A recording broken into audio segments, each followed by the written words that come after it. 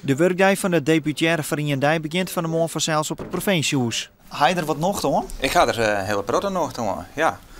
Een keer een hele dag even in een hoge functie en een keer zien hoe van die kant al je werkt. Ben ik zenuwachtig? Ja, ik heb wat kribbeltjes in de buk. Ja hoor. Johan Bakker. Welkom. Goeie. Johan. Ja. Een deputaire vereniging. En jouw zinnenpaneel-monteur van een dag. Ja, Ondernemer. Na de nedige speeches krijgt Bakker de strik om en konst de werkjas aan en kan het werk beginnen. Het draait je het al een keer om zin en energie.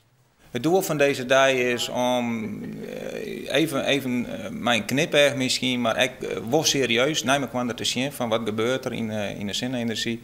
Waar in het bedrijfsleven zien, wat is er binnen de provincie en gemeentes, wat draait daar al je. Ik denk dat ik het meest leren moet, heel eerlijk zijn. Want ik heb Johan Bakker gejoend en nou, dit past hem als een jas. En zei Gitte kon er niet meer konst los, al binnen er wat opstaatproblemen. Ja. Sint-Aakjoet is het installeren van zonnepaneel die een basiskwaliteit houdt. Het werk bevalt konst wel.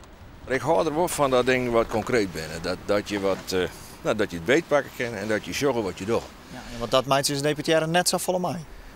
Ik mag gelukkig zo nou en dan eens wat dingen iepen en dan is het clear en dan is er wat te staan komt. Maar er gaat een heel soort van justitie zitten in notities en beleid en praten met mensen. En dat is nog correct wat deputaire Bakker Joet de hele dag docht. De denkwijze moet wijzen dat het echt een langjarige investering is. Is dat een heel soort rozepeline is? Ja, ik vind het wel pittig.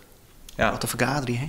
Grote vergadering en ik ben toch wel een eerst doen en dan vragen misschien om het even kruid te zeggen. En in dit beleidswerk maar je toch goed nadenken wat je iets doet.